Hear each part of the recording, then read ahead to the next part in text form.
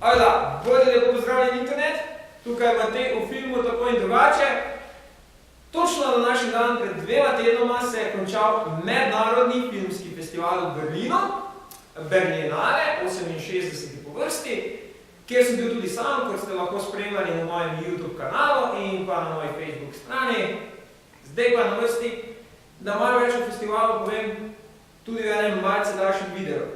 In sicer, to je bil moj tretji izmed 3 velikih filmskih festivalov, se pravi, dosegel sem tako imenovani festivalski trojček in to pri 26 letih, mislim, da kar impresivno, se pravi, bil sem tako v Cannesu, kot v Benetkah, kot sedaj tudi v Berlinu. Pa mogoče gremo kar na Berlin. Moram reči, da mi je berlinski filmski festival najbolj všeč od vseh 3. Morda res ni tako glamourozen, kot je to Cannes, niti ni tako dober indikator velikih filmskih nagrad, kot so to Benetke, je pa zagotovo eden najtoplejših filmskih festivalov z ogromnim srcem.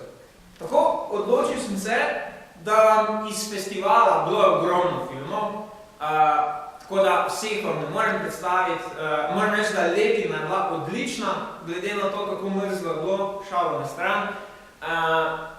Se pravi, odločil sem se, mogel sem narediti neko mejo in odločil sem se, da vam predstavim 7 filmov. Zakaj 7? Ker je kino oziroma film 7. veja umetnosti, tako pravijo. Se pravi, predstavil bom 7 filmov, ki so mene tako in drugače prepričali in navdušili. Skratka, nekaj posebnega sem videl, odkril njih.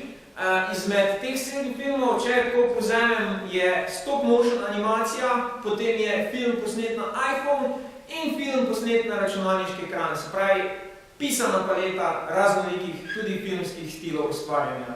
Najbolje, da začnemo pri filmu, ki je dobil nagrado za najboljši film na minulem Berlinalu.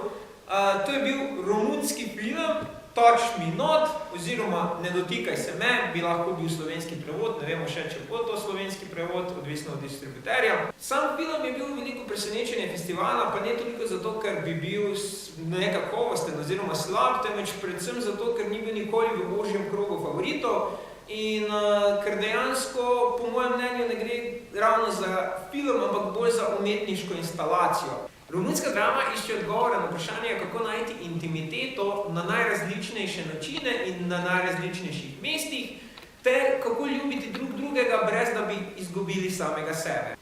V Berlinu smo si gledali tudi western Damsel, v njem sta glavni vlogi zaigrala Mia Wasikowska in pa Robert Pattinson, prva znana kot Anica iz filma Alica v čudežni deželi, drugi pa kot vampir Edward iz sage Somrak.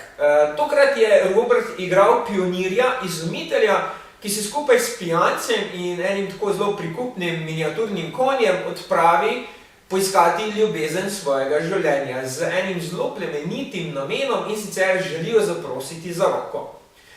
Glob je kot naš sila nenavadni trio prodiral daljave ameriškega divjega zahoda, toliko bolj njihovo najprej na videz preprosto potovanje začne preraščati vse bolj zakompliciran preplet dogodkov.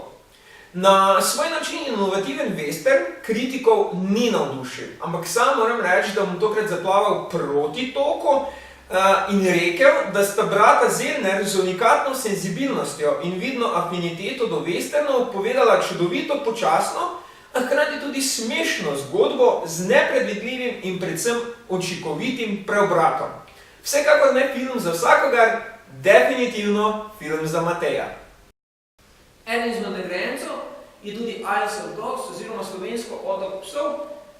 Eden izmed redkih filmov od teh, ki sem vam jih predstavil, za katerega sem skoraj siguren, da bo prišel v redno distribucijo v Sloveniji, gre za tako imenovano stop motion animacijo režiserja Wesa Andersona, ki je bil tudi nagrajen v Berlinu in sicer s Srebrnim medvedom za najboljšo režijo.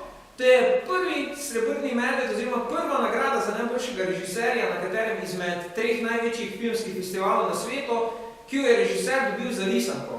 Kajti proces, se opravičujem, ne risanko, ampak animirani film, proces režiranja animiranega filma je vseeno malce drugačen kot proces režiranja igranega filma. Film je dejansko ljubezensko pismo oziroma oda japonskemu filmskemu ustvarjanju, oziroma če smo natančneji, natančnejši Akiri Kurosavi in pa Hayao Miyazakiju. Gre za prvi izrazito političen film Wesa Andersona.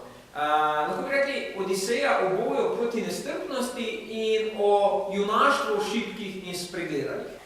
Glasove so dali Bryan Cranston, Edward Norton, Bob Balaban, Bill Murray, Jeff Goldblum, Frances McDormand, Greta Gerwig, Scarlett Johansson, Harvey Keitel, Yoko Ono, Tilda Swinton in še bi lahko našteval. Zakaj sem naštel toliko glasov oziroma igralcev?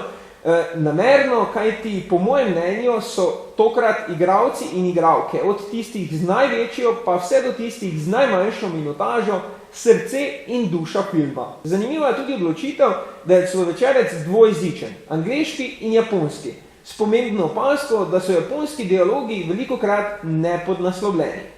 V Berlinu smo si gledali tudi ameriško biografsko komično dramo Don't Worry, He Won't Get Far on Foot, v kateri znova blesti Joaquin Phoenix. Zgodba govori o Johnu Callihanu, ki uživa svoje življenje, ima dar za nekonvencionalno smešne šale in opazke, ter predvsem problem s prekomernim pitjem alkohola. Ko nekega dne pijan sede v avto, se naslednjega jutra zbudi v bolnišnici prikovan na invalidski voziček.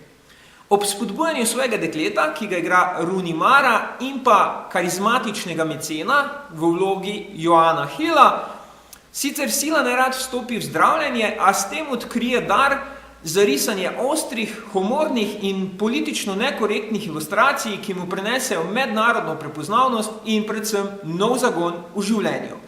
Pogumna in pogosto smešna drama o zdravilni moči umetnosti je Gus Van Santova priredba Callahanove istoimenske avtobiografije iz leta 1990. Najbolj pozitivno presenečenje letošnje edicije pa je zagotovo bil film Profile oziroma Profil. Film je dobil tudi nagrado občinstva v sekciji Panorama. Zakaj nas je vse tako presenetil? Boste verjetno kaj hitro pogruntali, ko omenim njegovega režiserja, to je gospod Timur Bekmambetov. Da, to je režiser Abraham Lincolna Vampire Huntera, remake-a Ben-Hura izpred nekaj let in pa producent filmov, kot so Apollo 18. Ja, res je, zelo zastrošujoč renome. Ampak gospod je prišel na festival z žanrom, ki ga dejansko sam izumil. In sicer gre za tako imenovani film z ekrana oziroma film posnet v celoti na računalniški ekran. Zdaj, nekateri, ki spremljate filmsko umetnost, boste rekli, ja, Matej, ampak pred nekaj leti se je že prikazoval film, ki je bil posnet na ta način in sicer Odklikanja, ki je prišel tudi v redno distribucijo v slovenskih kinih. Res je, ampak tudi za tem filmom je stal oziroma je imel vajeti v rokah Timur. Tako da je dejansko on ta žanr res izumil, ampak če se je z filmoma Odklikana in Hack Bloggers novitete v filmski obrti šele učil, jo je s filmom Profile definitivno perfekcioniral. Fascinantno je vsem to, da ni povedal zgolj dobre zgodbe, povedal je predvsem pomembno zgodbo. In to v žanru, za katerega bi še pred nekaj leti vsi zgolj zamahnili z roko. Vsekakor film vreden ogleda. Eden izmed filmov, ki je vreden omembe, rekel sem, da bom predstavil filme, ki so vredni omembe, to pa ne pomeni, da so ravno bili moji najboljši filmi festivala. Eden izmed teh filmov je definitivno najnovejši film oziroma drugi film Stevena Soderbergha po njegovi upokojitvi, domnevni upokojitvi, to je film On Sane oziroma slovenski naslov bo najverjetneje bil Neprištevna. Govori o eni punci, ki je hospitalizirana v psihiatrično bolnišnico proti njeni volji. Tam se mora soočiti s svojimi največjimi strahovi in izvedeti, ali je vse skupaj resnično ali zgolj produkt njene domišljije. Neprištevna je zelo kratkočasna, v celoti v 4K na pametni mobilni telefon posneta grozljivka, ki pa poskuša v napeto in zanimivo zgodbo z zabavo na silo vključiti še kritično sporočilo o psihiatričnih bolnišnicah. Teorijo zarote o koruptivnem molzenju zdravih pacientov namreč hkrati z že kar smešno in banalno klišejskim prikazom delovanja bolnišnice in njenega osebja ter policije in z za lase privlečenim in predvidljivim scenarijem, ki spodnese temelje kakršnekoli morebitne asociacije z resničnim svetom, film kar sam uvrže. Kot je rekel moj prijatelj Matic Majca, in ko smo srečali Stevena Soderbergha po premieri filma, pogumen film, se strinjam, pogumen film, ampak ko govoriš o takšnih problemih, kot sta to duševno zdravje in pa psihiatrične bolnišnice, je treba se tega lotevati zelo previdno, senzibilno in pa predvsem kredibilno. In nobenega od teh pogojev film ne izpolnjuje, tako da pogumno, ampak zelo nespretno in šlampasto narejeno. Pri takšnih temah, ki že tako imajo cel kup upravičenih in neupravičenih predsodkov in stigmatizacij, pač žal prostora za površnost in šlamparijo ni. Tako da, žal Steven, tokrat ti ni uspelo. Na festivalu je bilo tudi kar nekaj filmov posnetih po resničnih dogodkih, od teh me je najbolj prepričal Utoja 22, oziroma 22. julij, oziroma 22nd of July, kakršenkoli bo že naslov. Lahko si mislite, da film govori o ekstremističnem napadu na poletnem političnem taboru na norveškem otoku Utoja. Film je posnet v 5 dneh in sicer režiser je vsak dan posnel 72 minut filma, se pravi tako dolgo, kot je trajal napad. Vsak dan je posnel svojo različico in potem z zelo malo montaže in z skoraj nič glasbe to sestavil en res zelo dober celovečerni film. Močna, avtentična in iskrena filmska izkušnja nas torej v enem samem kadru postavi v vlogo vseh teh mladostnikov, ki so se znašli ujeti med nepredstavljivo paniko in zmedo in nepopisno grozoto in strahom za življenje. Po samem dogodku se je, po mojem mnenju, veliko preveč ljudi in pa medijev ukvarjalo z samim napadalcem oziroma teroristom, njegovim manifestom, s njegovim sojenjem in pa samo obsodbo. Medtem ko je režiser filma, Eric Pope, pozornost ganljivo vrnil na same žrtve napada. To je storil tako, da je napadalca anonimiziral, se pravi, napadalca nikoli ne vidimo v samem filmu, niti ni nikoli v filmu, niti na samem koncu povedano oziroma napisano njegovo ime ali priimek. Film je dobil sicer na tiskovni konferenci kar nekaj bujev, tako imenovanih bujev, saj je bilo veliko ljudi mnenja, da je še nekoliko prezgodaj, da se naredi film o tem dogodku. Medtem ko jaz zasedam mnenje, da je režiser to zelo dobro izvedel, spoštljivo do vseh, ki so bili tako ali drugače vpleteni v to tragedijo, ki je ne bomo nikoli pozabili in verjetno nikoli niti prav razumeli.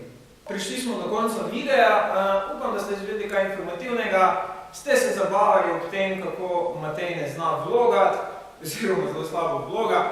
Kot pa obljubljeno tudi v naslovu videa, bo tale video tudi, v tem videu tudi nagradna igra in pa mislim, da zelo dobra nagradna igra. In sicer vsi tisti, ki ste si gledali video, prosim, všečkajte video, pa v komentar napišite, kateri izmed ali filmov, o katerih sem govoril jaz, ali filmov, o katerih sploh nisem govoril, pa so bili na filmskem festivalu v Berlinu, katerega se vi najbolj veselite, pa mogoče zakaj. Lahko tudi z eno besedo zakaj. Se pa splača, res se splača in sicer ima mene super nagrade. Grem zdaj po njih, tako da vi počakajte pred računalniki.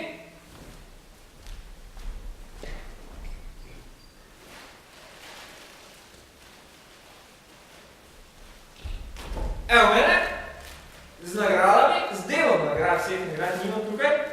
In sicer eden izžrebanec bo dobil uradno torbo Berlinare, lična torba, ampak ker se ne spodobi dati prazne torbe za nagrado, kaj ne, bomo torbo napolnili in sicer z ličnimi pressbooki filmov, takole, evo, takole,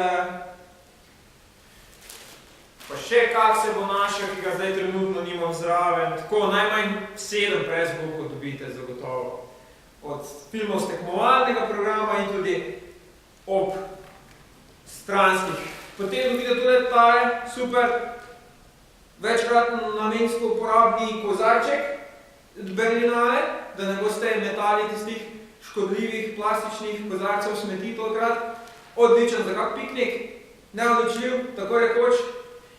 Zraven tega vsega pa v torbi vas še čakal DVD enega izmed filmov, tako je drugače povezanega z Berlinom, in pa avtogram enega izmed zvezdnikov. Srečal na festivalu sem srečal ogromno zvezdnikov in en avtogram bom žrtvoval oziroma bom rade volje podelil tudi med vas, gledalce. Naj ostane skrivnost avtogram od koga. Rečemo ne, da bo avtogram izmed zvezdnikov, ki sem jih spoznal, se pravi, če greste na mojo Facebook stran, na tem filmu tako in drugače, in si pogledate galerijo slik oziroma slike, boste videli, da sem spoznal res velika imena, kot so to Willem Dafoe, Wes Anderson, Tom Tykwer, Tilda Swinton, Bill Murray, Jeff Goldblum, Bryan Cranston, Hugo Weaving, Emily Watson in še mnogo drugih. Se pravi, v nagradni igri se res splača sodelovati. Tako da, v komentar se pofočkajte, mislim, da se reče tako, ne vem, kamerman je mlad, se reče pofočkajte se v komentar, no in to sem nekaj prebral, pa se mi zdelo cool. Tako da, pofočkajte se v komentar, kateri film najbolj pričakujete in eden izmed vas bo izžreban in bo dobil polno uradno torbo 68. Berlinskega filmskega festivala. To je to za video. Imejte se radi, bodite prijazni in ostanite veličastni. Ter se vidimo ob razglasitvi nagrajenca. Se pravi, nagradna igra traja do 31. marca. 1. aprila naložimo video, v katerem živo izžrebamo nagrajenca. Lepo bote. Čau, pa.